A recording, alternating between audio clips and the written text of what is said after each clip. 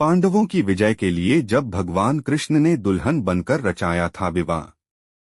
कहा जाता है महाभारत के युद्ध में पांडवों की विजय सिर्फ इसलिए हो पाई थी क्योंकि उनके साथ स्वयं भगवान श्री कृष्ण थे। भगवान श्री कृष्ण ने पांडवों की जीत के लिए अनेक प्रयत्न किए।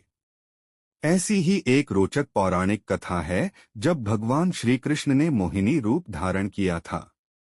पांडवों को जीत दिलाने के लिए भगवान श्री कृष्ण ने दुल्हन का रूप भी धारण किया और अर्जुन के पुत्र राजकुमार इरावन से विवाह भी किया।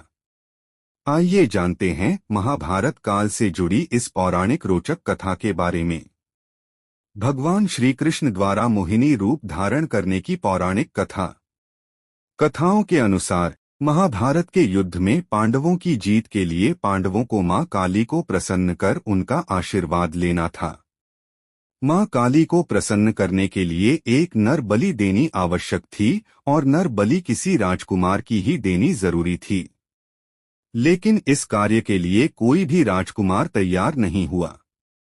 तब अर्जुन के पुत्र राजकुमार इरावन स्वयं ही अपनी इच्छा से नर बलि के लिए आगे आए। लेकिन राजकुमार इरावन ने स्वयं की नर बलि देने से पहले सभी के सामने एक शर्त रखी। राजकुमार इरावन की अनोखी शर्त। राजकुमार इरावन ने कहा कि वे नर बलि के लिए तैयार हैं, लेकिन वे अविवाहित नहीं मरना चाहते हैं, इसलिए स्वयं की नर बलि देने से पहले शादी करना चाहते हैं। इरावन की ये अनोखी शर्त सुनकर सब हैरान रह गए, क्योंकि कोई भी राजा अपनी पुत्री का विवाह ऐसे राजकुमार से क्यों करवाएगा जिसकी मृत्यु विवाह के अगले ही दिन होने वाली हो। राजकुमार इरावन की इस शर्त के साथ कोई भी राजा अपनी पुत्री का विवाह राजकुमार इरावन से करने के लिए तैयार नहीं हुआ। जब भगवान श्री कृष्ण ने धारण किया था राजकुमार की दुल्हन का रूप, राजकुमार इरावन की शर्त का जब कोई भी समाधान नहीं निकला, तब भगवान श्री कृष्ण स्वयं तैयार हुए और उन्होंने मोहिनी रूप धारण किया।